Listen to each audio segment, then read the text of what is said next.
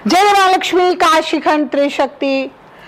माँ को चरण वंदन अर्पित करते हुए मैं तृप्ति आप सबके सामने अपने इस साप्ताहिक कार्यक्रम में आप सभी का बहुत बहुत धन्यवाद जो ये श्री महालक्ष्मी वेदी चैनल को देखने के लिए आप सब अपना अमूल्य समय देते हैं।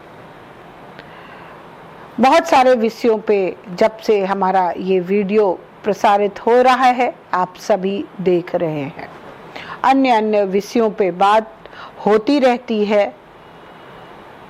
आज मैं उस विषय पर बातें करना चाहती हूँ कि आप सभी लोगों को ये बता सकूं, ये समझा सकूं कि किस माध्यम के द्वारा लोगों को लाभ होता है, उनकी समस्याएं सुलझती हैं, चाहे वो किसी भी क्षेत्र की हों। माँ के आशीष से संचित हुए 2 वर्ष के ऊपर जब से मैं जन कल्याण में व्यस्त हूँ, लोगों के बीच हूँ और सबका प्यार भी मिलता है, जिससे मुझे और उत्साहवर्धन होता है कि मैं माँ के अधीनस्थ आप सभी के लिए कार्यरत हूँ। इसके लिए सबसे पहले मैं अपनी माँ का, उस परम भगवती का धन्यवाद ज्ञापित करती हूँ, उनका चरण वंदन करती हूँ कि उन्होंने इस शरीर को माध्यम चुना आप सभी के बीच में आने के लिए। मेरे इसी चैनल पर एक टॉपिक है कि मैं माँ के अधीनस्थ कैसे, आप सभी अगर जो नए देख रहे हैं देख सकते हैं कि कैसे एक ऊर्जा का संचार हम अपने इष्ट से प्राप्त करते हैं और उसके अधीनस्थ होकर के हम अपने जीवन में चलायमान होते हैं। तो हम बात करते हैं कि ऊर्जा चिकित्सा क्या है। हमारे जीवन में हम जितनी भी समस्याओं से घिरते हैं वो हमारी नकारात्मक ऊर्जा होती है। हमारे जीवन में जो अच्छा समय आता है, हमें जो भी मनचाहा मिलता है, वो हमारी साकार ऊर्जा होती है। हमारे पास जो भी समस्याग्रस्त लोग आते हैं,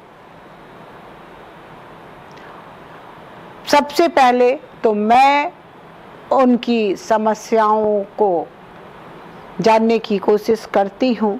उसके बाद उनको उनकी समस्या के आधार पर उस नकारात्मकता से निकलने के लिए जो भी माध्यम उसका होता है उसको करने के लिए कहा जाता है, जिससे कि उनको लाभ मिलता है और उनके कार्य सभी सिद्ध होते हैं। मेरी पूरी कोशिश रहती है कि मैं स्वयं उन जातकों से ही वो कार्य कराऊं जिसके माध्यम से वो अपनी समस्या से खुद बाहर निकलें और समझें कि हमारी प्रकृति ने हमको क्या दिया है। हमारा ईश्वर के प्रति विश्वास ही हमको हमारे जीवन में होने वाली समस्याओं से बाहर निकालता है। कुछ घटनाओं का जिक्र मैं करना चाहती हूँ जिससे आप लोग समझें कि कैसे चीज़ें ठीक होती हैं, चाहे वो कोर्ट कचहरी की बाधा हो, चाहे वो चिकित्सा से संबंधित हो, चाहे वो शिक्षा से संबंधित हो, चाहे वो नौकरी से संबंधित हो। माँ जो अनंत शक्ति हैं उनके बारे में हम सब क्या कह सकते हैं, उनको तो सब पता है। हमारा जो एक स्वभाव होता है कि हम अपने इष्ट के विग्रह के सामने यानी मंदिरों में जाते हैं, आराधना करते हैं और विग्रह से ही सारी कामना करते हैं कि वो हमारी इच्छा पूर्ति करे। जब हम ये विश्वास रखते हैं कि हम यहाँ पर कहेंगे और हमारी इच्छा पूरी हो जाएगी, तो वो तो परम शक्ति है, वो कोई भी आकार ले सकती है आपके उस समस्या के समाधान के लिए। बस यहीं पे त्रुटि होती है कि हमें वो दृष्टि नहीं मिल पाती है कि कब हमारे ईश्वर, जिनको भी हम अपना आराध्य मानते हैं, वो हमारे सामने किस रूप में है। एक कहावत आप सभी लोग जानते हैं कि ना जाने किस वेश में नारायण मिल जाए। तो जब हम विग्रह के सामने कहते हैं और उनसे मांगते हैं, तो वो तो आपकी इच्छा पूर्ति के लिए कुछ भी रूप धारण कर सकते हैं, ऐसा आपको विश्वास होना चाहिए। और आपकी आराधना में वो विश्वास, वो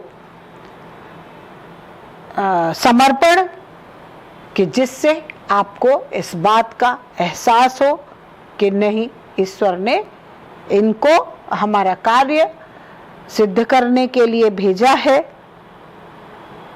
वो किसी भी रूप में हो सकते हैं या वो किसी व्यक्ति विशेष प्राणी को का मन बदलते हैं कि आपका काम पूरा हो।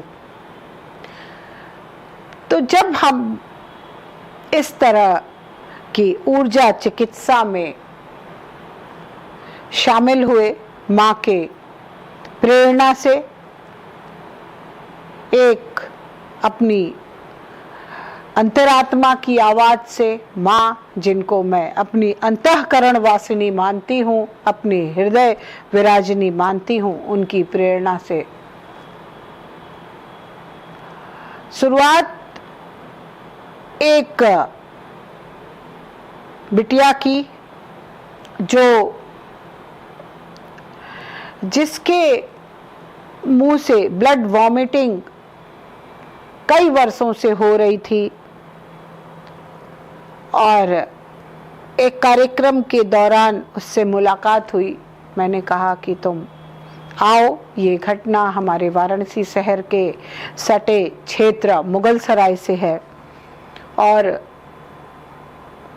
वो बच्ची आई अपने पेरेंट्स के साथ।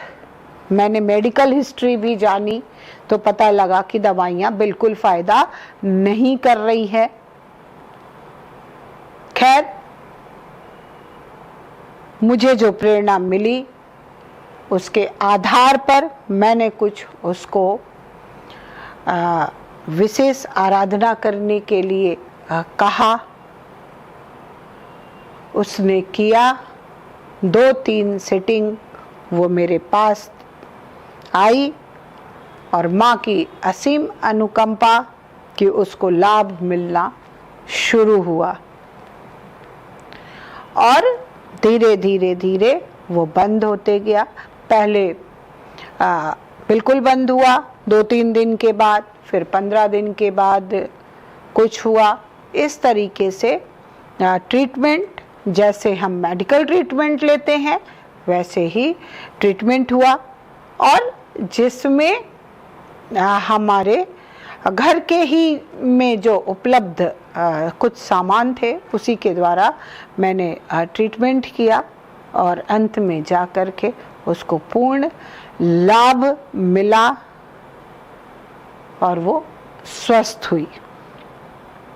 ये चिकित्सा जगत की बात है। चिकित्सा के ही क्षेत्र में आगे बढ़ते हुए मैं अब जिक्र करना चाहूँगी आकांक्षी वर्मा, जो दिल्ली से थी। उनको बालक पैदा हुआ, ऑपरेशन हुआ और 1 हफ्ता बीता, वो हॉस्पिटल से डिस्चार्ज होके घर आई। उनको कुछ ठीक नहीं लग रहा था। उन्होंने कहा फ़ोन पे मुझसे बातें की और कहा मुझे मेरी तबीयत नहीं ठीक लग रही है।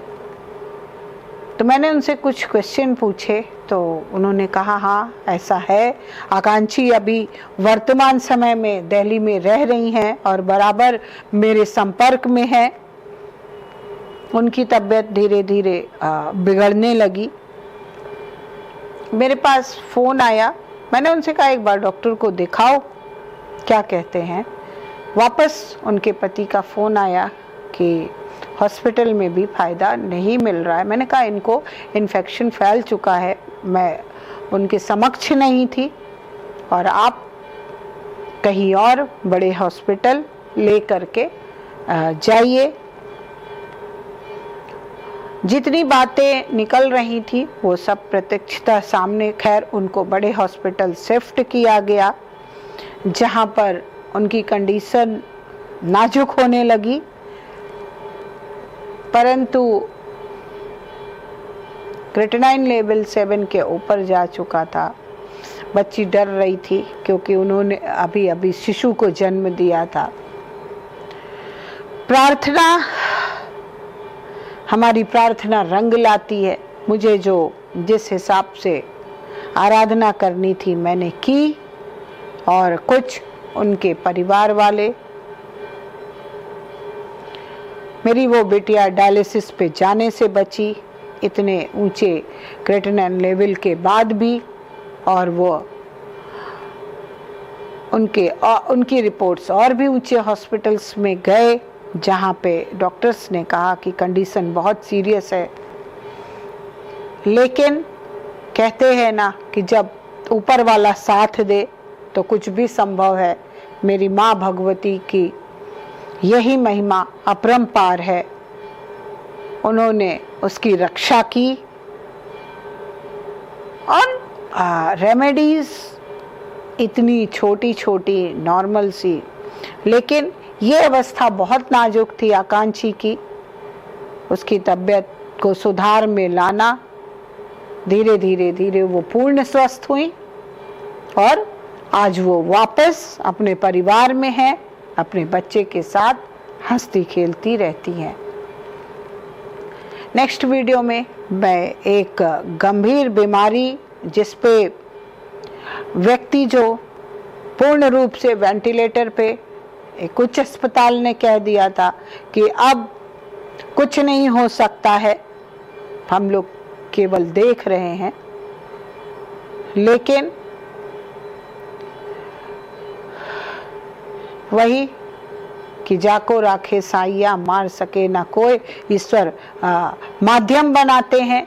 आज वो व्यक्ति अपने घर में पूर्णतः चल फिर रहे हैं, खाना खा रहे हैं, जबकि डॉक्टर के अनुसार वो लगभग नहीं थे।